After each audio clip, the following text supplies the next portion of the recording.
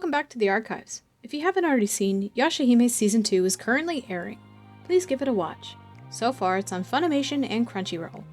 Whether you or someone else needs convincing to watch either Inuyasha or Yashahime, why not check out my previous videos? Don't forget to like and subscribe. Let's dive into the video.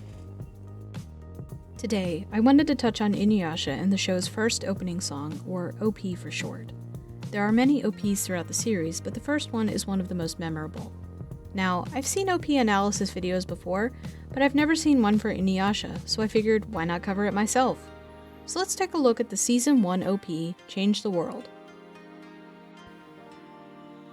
First, we must talk about the fact that there are two different versions of the OP. The first one, the original, contains the song Change the World by V6, a Japanese boy band from the 2000s, and the other being an instrumental song that used to air on Adult Swim.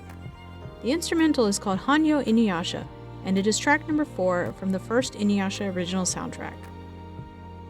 This is Inuyasha's theme that plays throughout the show to signify something important or spectacular is happening to Inuyasha. It is only fitting that they would have picked it as an alternative OP for the show. We begin with a zoom-in shot of the group walking along a mountain ridge, showing us the sweeping landscapes of feudal-era Japan. We then begin to focus on the whole group who is standing there, probably also taking in the scenery. Our next shot is of Kagome looking at the distance, and then perking up and looking towards the direction in which Inuyasha is standing next to her, showing us that her focus is clearly on him and their quest. The next scene we witness Kagome running into the well house on her family's property, and then gleefully jumping into the glowing well, falling into what looks to be water that turns into sky as she descends upon the feudal-era village.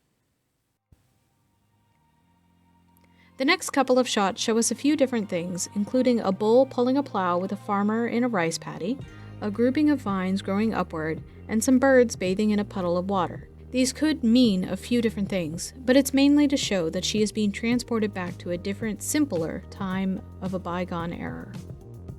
After this, we begin to see Inuyasha fighting with his half-brother Sesshomaru, a full demon, versus Inuyasha being a half-demon. These two will continue to fight throughout the rest of the series, with Sesshomaru constantly trying to get Inuyasha's sword, the Tetsaiga, from him. Inuyasha uses Tetsaiga to fight against Sesshomaru's poison claw whip. This shows that he can fight back against his brother with the help of his sword, even if he isn't as powerful as a full-blooded demon. We also get a hint at Inuyasha's ultimate move he can use with the Tetsaiga, the Wind Scar. We start to see wind swirling around him and the sword. Next, we see Miroku and Sango posing in battle-ready stances as Shippo uses his Foxfire magic to transform into his squishy pink ball form before popping the illusion and showing himself. This gives us the sort of whimsy that he brings to the show with his childlike demeanor and playfulness. The three of them are then shown hopping into a boat fleeing from a horde of demons flying towards them in the sky.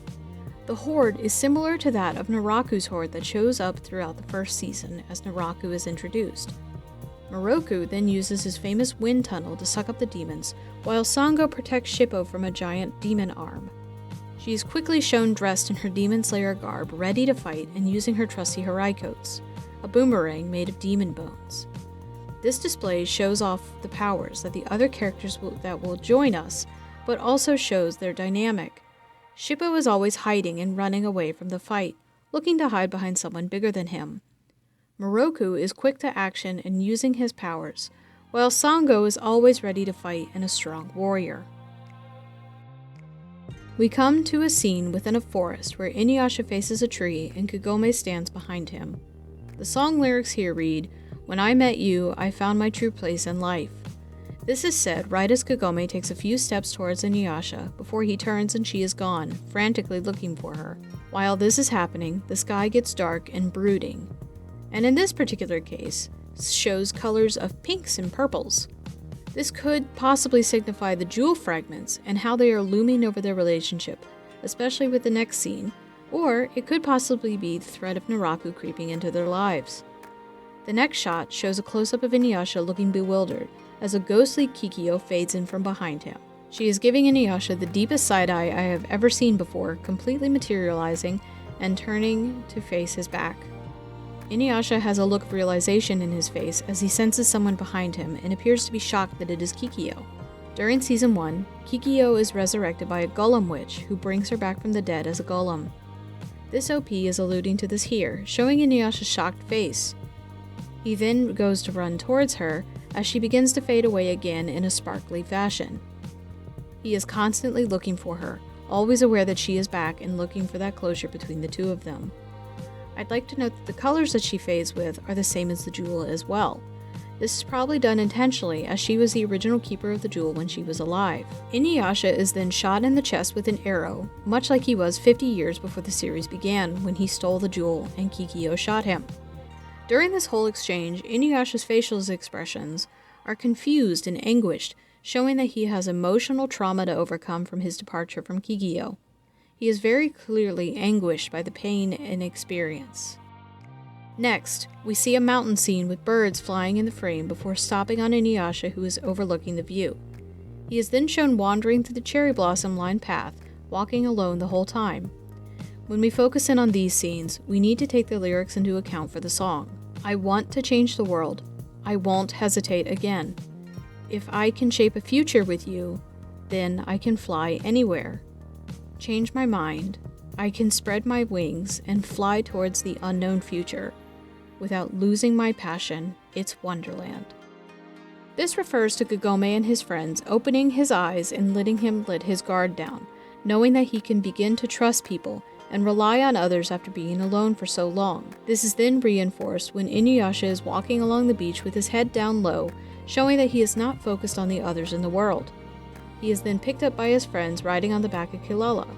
They are shown as being warm and welcoming, smiling at him as they pick him up and fly off.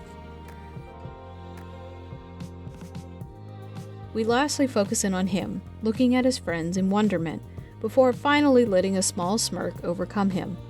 This hints at his character development throughout the show, and showing how he softens over time. This opening was used for episodes 1 through 27. The ending songs for this season are also memorable, and I will cover them at a later date probably. I hope you enjoyed this analysis of the first OP of Inuyasha. Did I miss anything important? Feel free to leave a comment down below. Thanks for watching, and I'll see you next time you visit the archives.